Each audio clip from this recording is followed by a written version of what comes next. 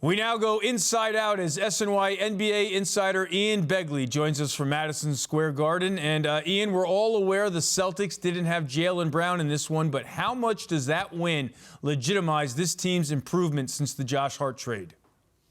In a big way to me, Eamon, even without Jaylen Brown, because of the way they won this game. This was, you talked about it, a team that really dominated Boston wire to wire.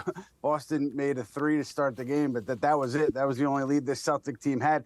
And Boston tried to chip away throughout the game, particularly in the fourth quarter, but they were never able to mount a serious comeback. So it just shows you that this Knicks team has learned to play with a lead and has the depth to hold on to a lead. And to me, that's partially because Josh Hart's here, and also partially because this team is just starting to coalesce as the season goes along in a very good way if you're a fan of this New York Knicks team.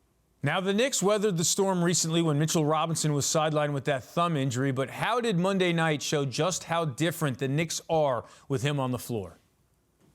I mean, you saw it, obviously, the block on Tatum when Tatum tried to come in for the dunk. That was big. But then there was a sequence in the fourth where Boston could have cut it to 10. Malcolm Brogdon drove the lane. Mitchell Robinson blocks the shot. And then on the other end, he has a tip-in off of a miss.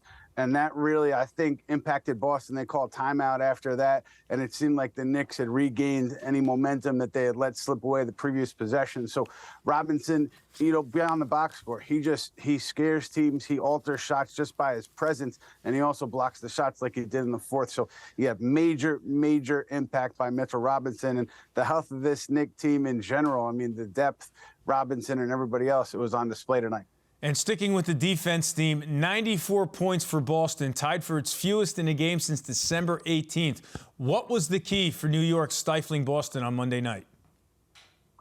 Talked to Jalen Brunson about it after the game, and he really commended everybody for communicating and remaining together, being able to play through mistakes on the defensive end, and he credited everybody talking and everybody being on the same page and not letting a breakdown kind of leak into the next possession. He really credited everyone for being locked in possession by possession. Obviously, Mitchell Robinson makes a huge difference. I think Boston, they just missed some open shots tonight from beyond the arc, but you credit the Knicks and their pick and roll defense for making it tough on them. And Brunson said, hey, this was a night where we missed shots, meaning himself and Julius Randle. It's not like either of those two carried them to a win. So this was a night that showed the Knicks' depth, and it showed their defensive potential. Really strong night for New York at home. And the Knicks now jump Brooklyn for the 5 seed. Is it too early to dream of a first-round playoff matchup against Donovan Mitchell and the Cavs? Wouldn't that be fun at the Garden? Ian Begley, thanks for joining us from MSG.